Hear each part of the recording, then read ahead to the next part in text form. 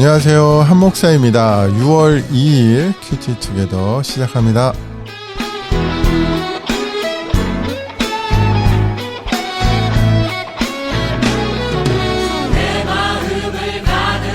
오늘 우리가 같이 묵상할 말씀은 시편 2편 말씀입니다. 그럼 같이 한번 들어볼게요.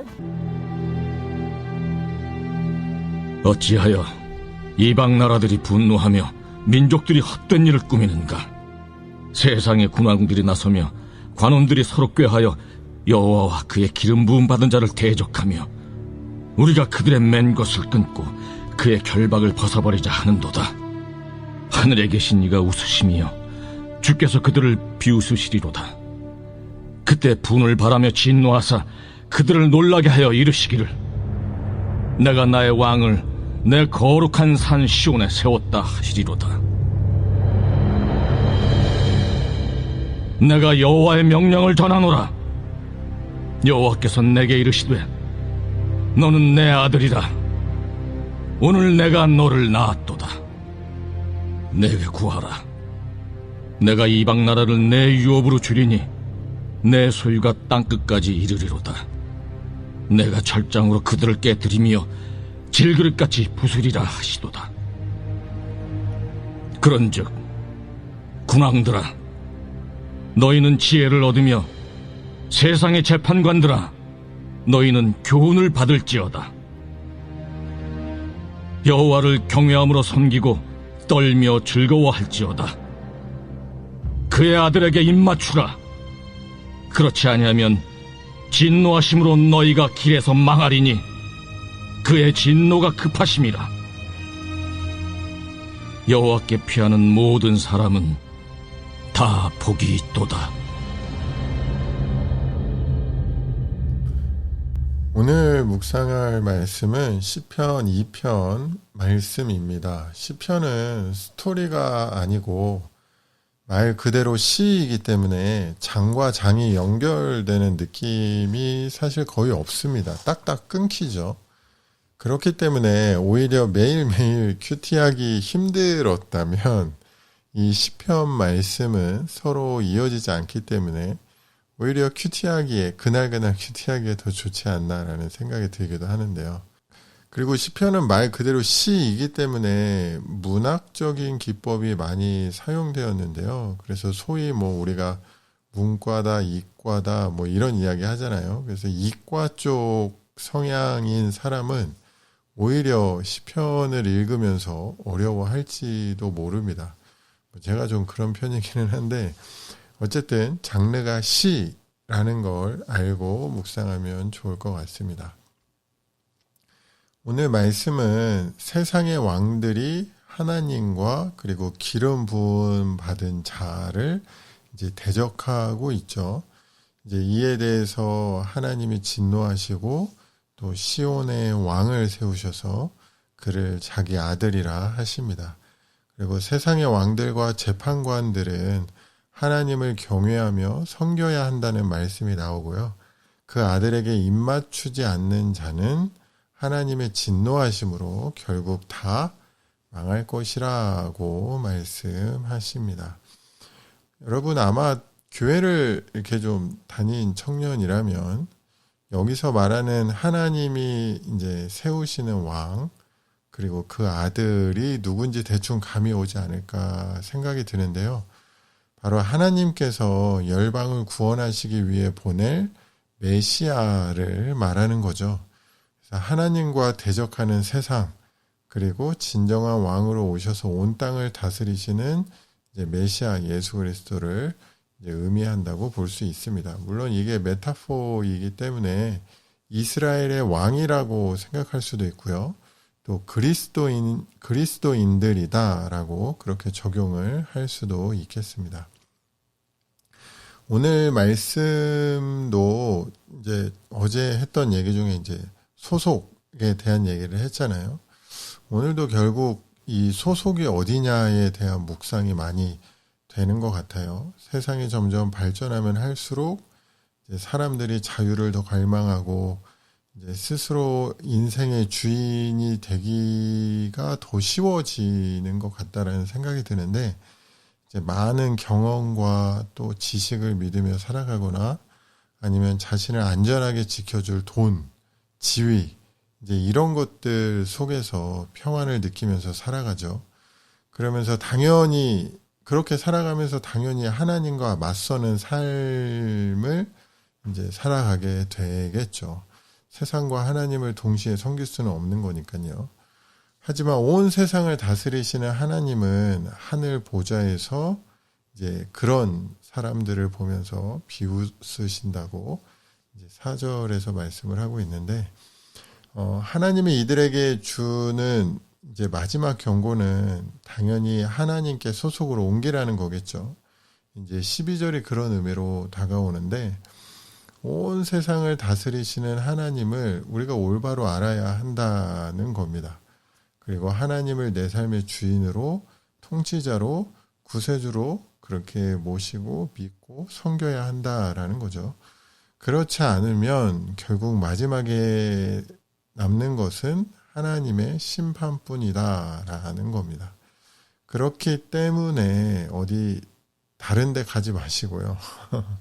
하나님 안에서, 하나님 편에서, 하나님 곁에서 그렇게 살아가는 여러분 되기를 축복합니다. 마지막 부분에 보니까요. 여호와께 피하는 모든 사람은 다 복이 있도다라고 말씀을 하시죠.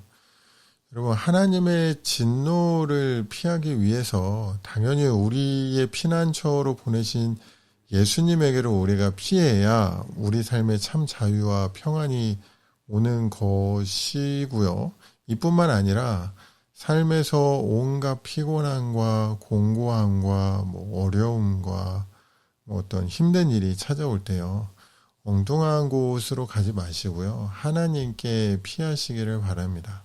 하나님을 피난처로 삼고 그리로 달려갈 수 있는 사람이 이제 복 있는 사람이라고 말을 하고 있죠. 최근에 저한테 개인적으로 몇몇 청년들이 청년부를 위해서 또는 개인의 문제를 위해서 기도하고 싶다고 하면서 교회 본당이나 우리 예배드리는 그 러브채플실에서 기도할 수 있냐고 물어보더라고요. 그래서 그 말에 제가 너무 감동이 돼가지고 잠겨 있어도 기도하러 오겠다면 언제든 내가 가서 열어주겠다라고 얘기를 했었는데, 여러분 꼭 교회 와서 기도하라는 건 아니지만 여러분 어려움이 있거나 아니면 어떤 문제가 있을 때 꼭 하나님께 매달리고 또 하나님께로 피하고 또 하나님의 그늘 아래로 숨는 그런 믿음 그리고 그런 용기가 있기를 바랍니다. 그럼 제가 묵상한 말씀 가지고 기도 한번 할게요. 하나님 아버지, 우리가 하나님 편에 소속되어서 우리의 피난처로 보내신 예수님 안에서 참 자유와 평안을 누리는 삶이 되게 해 주시옵소서. 그리고 삶 속에서 찾아오는 그런 수많은 일들 앞에서 다른 데 눈 돌리는 것이 아니라 하나님께 피하고 하나님을 찾는 그런 복된 사람 다 되도록 인도해 주시옵소서. 예수님 이름으로 기도합니다. 아멘.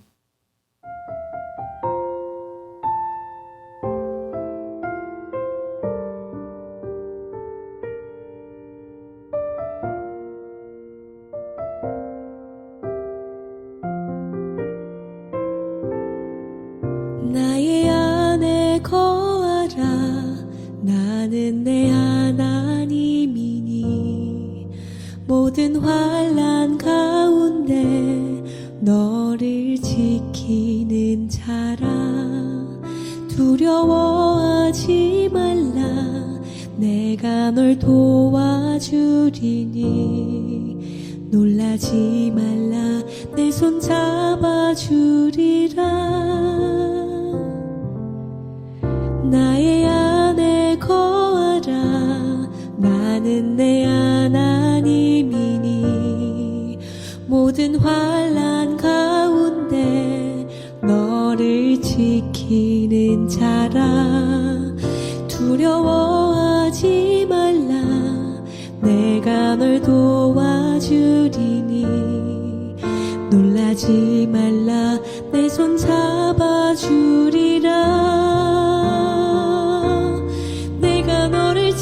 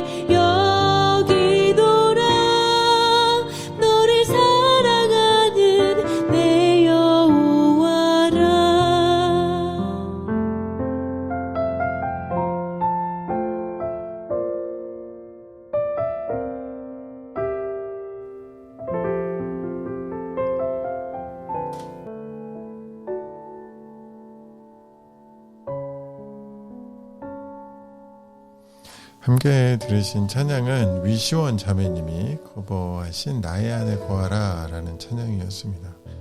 찬양을 듣다가 보니까 너는 내 것이라고 말씀하시고 내가 너를 보배롭게 존귀하게 여긴다 라고 말씀하시는 그 하나님의 음성을 외면하고 그 손길을 뿌리치고 다른 데로 간다는 게 참 이것도 못할 건데 그런 생각이 참 들었습니다. 우리가 찬양의 고백처럼 오늘 하루도 그리고 이번 한 주도 주님 안에 거하는 그런 우리의 삶이 되면 좋겠다라는 생각이 드네요. 그럼 오늘 하루도 있는 곳에서 건강하게 잘 지내시고요. 파이팅 하시고 오늘도 모두 좋은 하루 되세요. 내일 만나요.